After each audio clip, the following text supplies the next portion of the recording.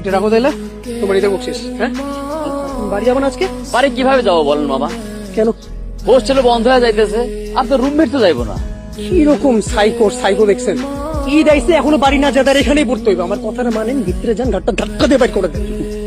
আপনার মতো আমিও রাগ করছিলাম, কিন্তু কিছু করার নাই। এতিমখানের মানুষ হয়েছে, ঈদে যাইবো কই? কি বলেন?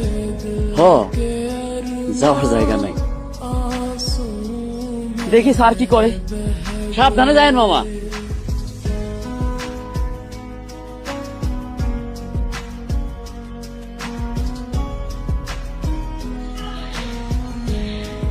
কি বাড়ি যাবো না?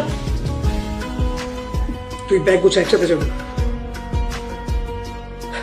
আমি তো ঈদে কোথাও যাবো না, আমি এখানেই থাকবো। বাইরে যে ভিড়, না গেলে আমার বুঝা লাইন আছে তো। সালাম আলাইকুম খালা। তাড়াতাড়ি বাড়িতে চলে আসো। এই একসাথে মায়ের কাছে আজকে থেকে আমার ছেলে একটা, আমার ছেলে